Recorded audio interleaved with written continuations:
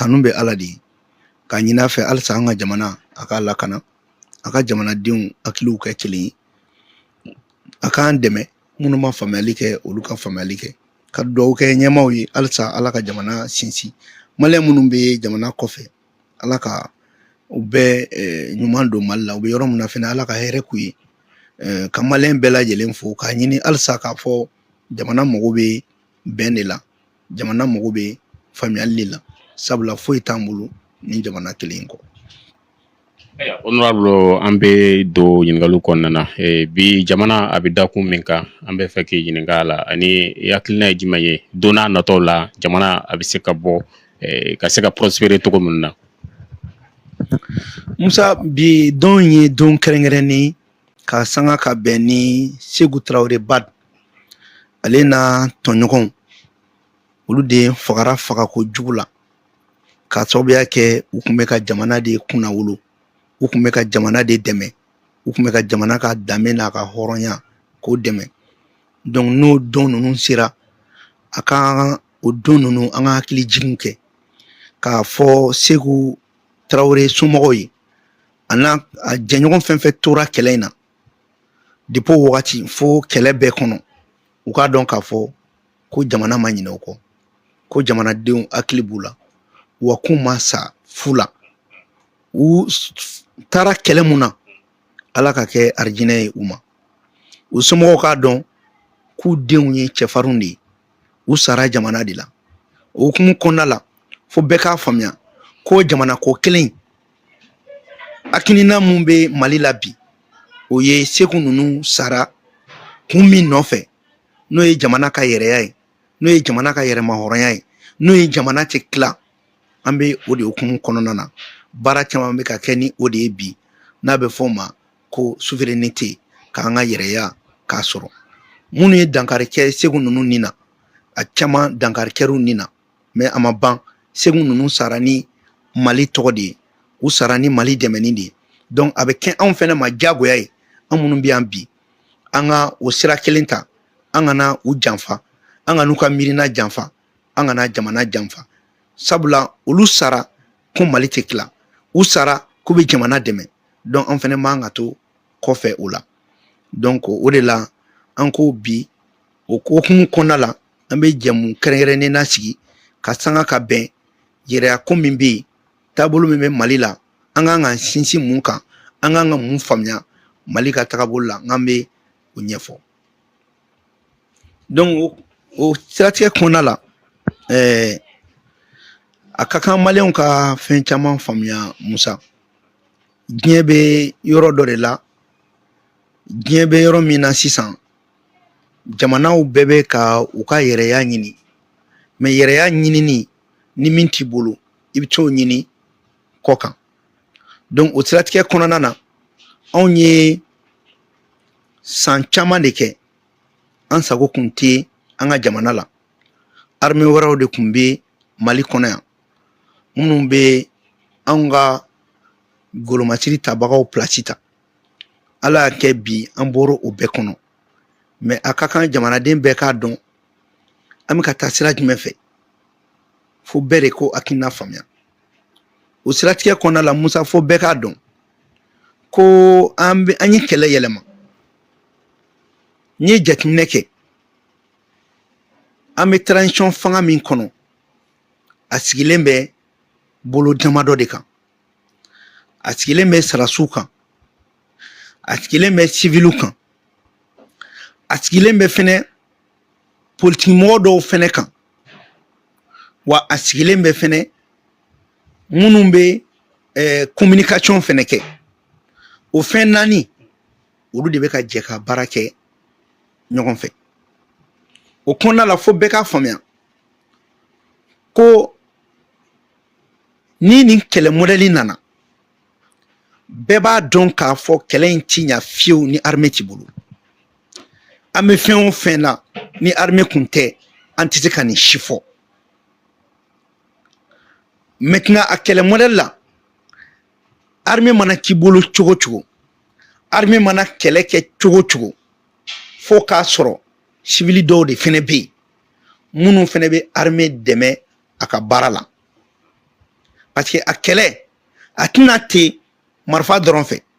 kɛlɛ in bɛ labɛn de u bɛ hakilinaw labɛn u bɛ miirinaw labɛn u bɛ mɔgɔw labɛn u bɛ ONGw labɛn u bɛ don jamanadenw kɔnɔ pour que ka fanga ka nege b'u la donc o kɔnɔna na fo civils k'u jɔ sirasiw kɔfɛ k'u jɔ u ka jamana kɔfɛ bon ni nin kɛlɛ modèle fɛnɛ nana mun bɛ ɲini politique mɔgɔ fɛ n'i bɛ politique baara kɛ dɛ an ka politique mɔgɔ bɔ a la parce que o ye bamanankan ye n'i y'o fɔ o bɛ kɔrɔ yɛrɛ mais an ka kɛ minnu bɛ politique baara kɛ jamana kɔnɔ olu jɔyɔrɔ kan ka kɛ mun ye nin wagati la olu jɔyɔrɔ bɛ kɛ de jamana bɛ taabolo min na k'o hakilina ɲɛfɔ jamanadenw ɲɛna ka na ni hakilinaw fɛnɛ ye min b'a to sɔrɔdasiw bɛ ka baara kɛ cogo minnu na k'o fɛnɛ ɲɛfɔ jamanadenw ɲɛna mais bɛɛ de bɛ jɛ ka jamana de dɛmɛ ka jamana ka hakilina dɛmɛ ka jamana ka hakilina fɛnɛ ɲɛfɔ olu de bɛ u jɔ u ni politicien wɛrɛw ni ɲɔgɔn cɛ minnu ka laɲini ye toujours ka jamana labin n bɛ misali di ma ni ko o ko nana faransi kan faransi minnu bɛ opposition na fanga sinamatɔn ani fangaw bɛɛ bɛ bɔ ka jamana dɛmɛ bon nin wagati la o de ɲininen bɛ mɔgɔ mɔgɔ ko e de bɛ politique kɛ parce que politique bɛ kɛ de walasa ka jamana de lakana politique bɛ kɛ de walasa ka mara sigi jamana kɔnɔ ni jamana tɛ yen politique tɛ yen donc o kɔnɔna la o politique mɔgɔ ka baara bɛ kɛ mun ye kuma minnu bɛ fɔ hakilina minnu bɛ fɔ k'olu ta k'u ɲɛfɔ walasa jugu bɛ nkalon mun tigɛ ani jugu bɛ fɛn minnu dilan k'o kɔ kari minnu fɛnɛ bɛ communication kɛ olu fɛnɛ ka communication bɛ kɛ jamana bɛ ka miirina min fɔ jamana bɛ ka baara mun fɔ k'o yira jamanadenw na pour que bɛɛ k'a faamuya fɛn min bɛ ka kɛ donc n'i y'o jateminɛ o civiliw la l'école maître b'o la magistrats b'o la enseignants b'o la société traditionnelle b'o la bɛɛ de kan ka ye o kulu kɔnɔ civiliw la donc o bɛ mun yira n'olu bɛɛ m'u jɔ u jɔyɔrɔ la jamana tɛ se ka ɲa musa o de hukumu kɔnɔna la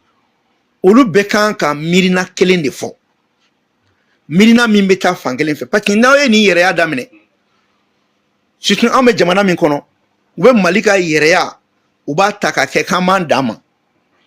u bɛ mali ka yɛrɛya ta k'a kɛ i b'a fɔ ko kulonkɛ de don u bɛ yɛrɛya ta i b'a fɔ ko dɔ bɛ fɛ ka fanga jaso de maintenant fo de ka ɲɛfɔ k'a fɔ anw bɛ yɛrɛya min na kuma gansan tɛ drapeau kɔrɔta tɛ mais maliyɛnw bɛ se ka lafiya cogo min na u ka jamana la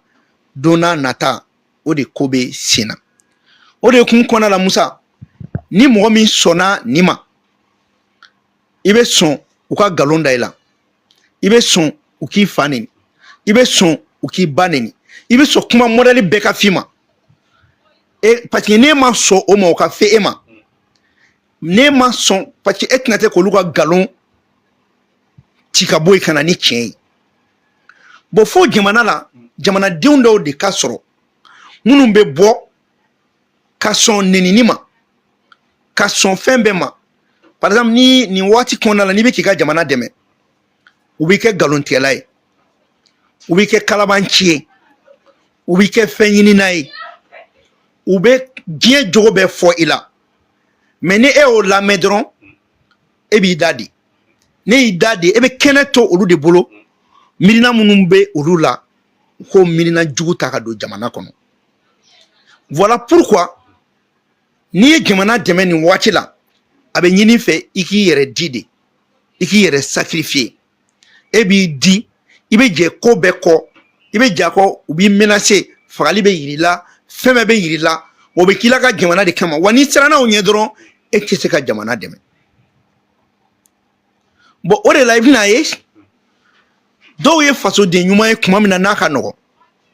mais n'a ganna dɔrɔn i t'u ye kɛnɛ kan ka bɔ bon donc o de kama mɔgɔ minnu bɛ u faso dɛmɛ tuma min na a bɛ tasuma kan tuma min na a ko gannen don a ka kan jamana fɛnɛ ka olu lakana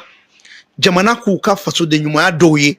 o dɔnni a n'o waleyali o de fɛnɛ bɛ fanga don jamana yɛrɛ la ni ye diɲɛ jamana o jamana ye ko a bɛ taa ɲɛ a b'a dɛmɛbagaw de dɛmɛ wa a b'a dɛmɛbagaw sankɔrɔta parce que n'i m'o kɛ i binbagaw bɛ s'i la an dun bɛ yɔrɔ min na sisan tellement que kɔfɛla fanga ka bon wariw dira yɛlɛmaw dira o galon pour que ka san sɔrɔ f'u ka mangoya de ta ka fanga sɛgɛrɛ ka fanga dɛmɛbaga sɛgɛrɛ k'aw ka baara ɲɛnama bɛɛ kɛ fu ye voilà pourquoi n'an ka président ba kumana a bɛ kuma ɲuman fɛn o fɛn fɔ u t'o damaga o si la u bɛ fɛn ni fitinin dɔ dɔrɔn ta k'o yanga sanfɛ k'a lagosi ni o ye o kun ye mun ye walasa président ka kuma dabila ɔ ni président dun ye kuma dabila jamanadenw b'a dɔn cogo di ko président ta fan ye nin o de kama ni Bumabel n'a ɲɔgɔnnaw bɔra ani ne a n'a ɲɔgɔnna caman minnu bɛ ka jamana dɛmɛ u b'an fɔ ko ayi galontigɛlaw filɛ suɲɛnikɛlaw filɛ u tɛ tiɲɛ fɔ u da bɛ tulu la u da bɛ jaba la o bɛɛ kun ye pour que anw fɛnɛ an ka o kuma min bɛ fɔ o ka anw fari faga bon n'an y'an fari faga dɔrɔn an bɛ kɛnɛ di galontigɛla yɛrɛ de ma olu ka kɛnɛ sɔrɔ en fait olu de ye galontigɛlaw ye en fait olu de tɛ fɛ jamana ka taa ɲɛ donc maintenant n'aw nana an da de an bɛ sira di o galontigɛlaw ma ka jamana ka tiɲɛ yɛlɛma k'a kɛ galon ye u ye nin système de kɛ ka ATT ka fanga bi u ye nin système de kɛ fɛnɛ ka fanga caman bi Mali la bon sisan o système de tɛ ka marché bilen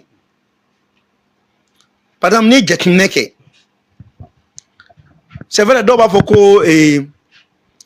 u ye galon da IBK la ka bɔ fanga la non c'est pas vrai o kuma tɛ tiɲɛ IBK kun bɛ Mali fɛ Mali kun ka di IBK ye mais mɔgɔ kun tɛ IBK bolo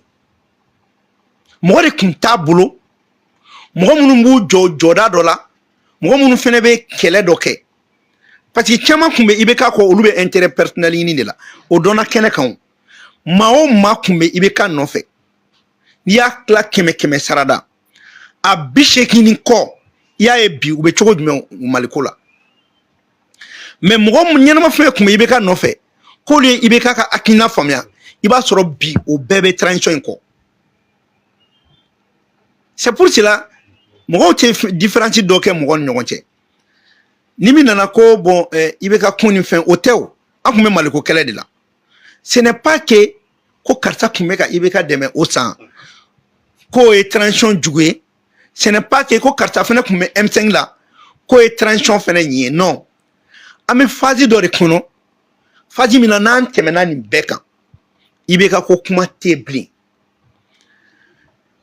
an ye mun ye fanga bi o kuma tɛ yen bilen mun de bɛ an bɛ jamana jɔ cogo di parce que ne y'a fɔ de bi n ka kuma na an ye kɛlɛ kɛ mun de la an ye kɛlɛ kɛ Maliko de kama bon n'o Maliko nana jɔyɔrɔ ko kɛlɛ man kan ka y'o la bilen Maliko kuma de bɛ fɔ o la an bɛ mun de kɛ ka Mali bɔ dingɛ kɔnɔ an bɛ mun de kɛ ka bɔ nin situation na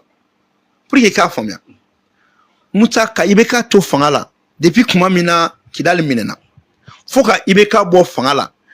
anw jamanaden bɛɛ politicien fɛn fɛn y'i présenté élection présidentielle la 2018 bɛɛ kun ko k'an ka laɲini ye ko Mali ka fara ɲɔgɔn kan Kidali ka kɛ Mali ye ɔ bi Kidali minɛna a kɛra Mali ye halisa e tɛ k'i yɛrɛ ye Maliko kɔnɔ e bɛ mun nɔfɛ